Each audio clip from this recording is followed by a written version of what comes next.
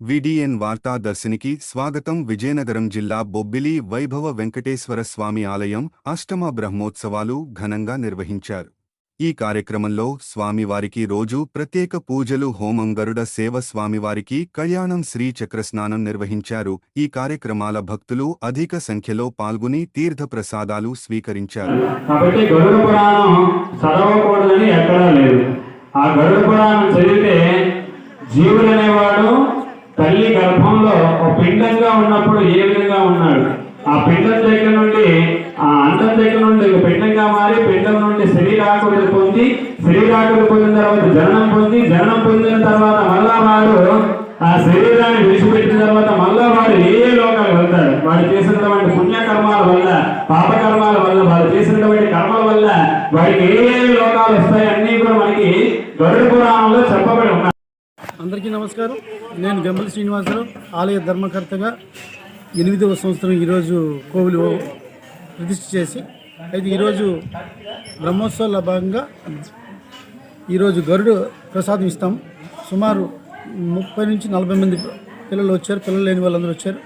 అయితే ఈ గత 8 సంవత్సరాలు చేస్తున్న ఈ కార్యక్రమానికి మంచి స్పందన ఉంది. ఎందుకంటే గత 8 సంవత్సరాలు 7 సంవత్సరాల్లో కూడా చాలామంది వచ్చి రిజల్ట్స్ చెప్పారు. ఈ ప్రసాదం తీసుకుంటే పిల్లలు పుట్టారని చెప్పారు.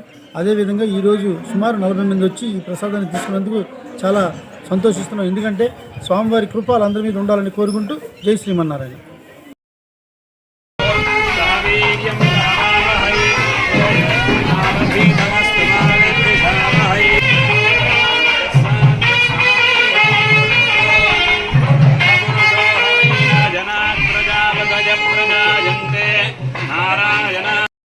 కొన్ని చేస్తా అలాగే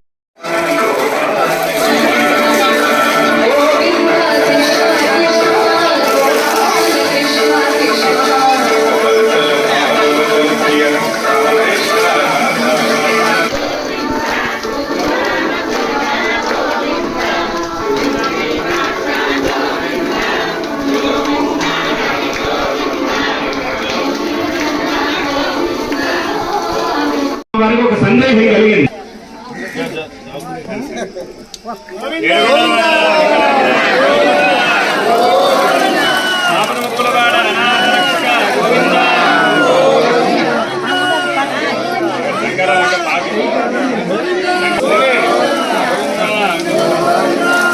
చెంబులు పట్టుకెళ్ళి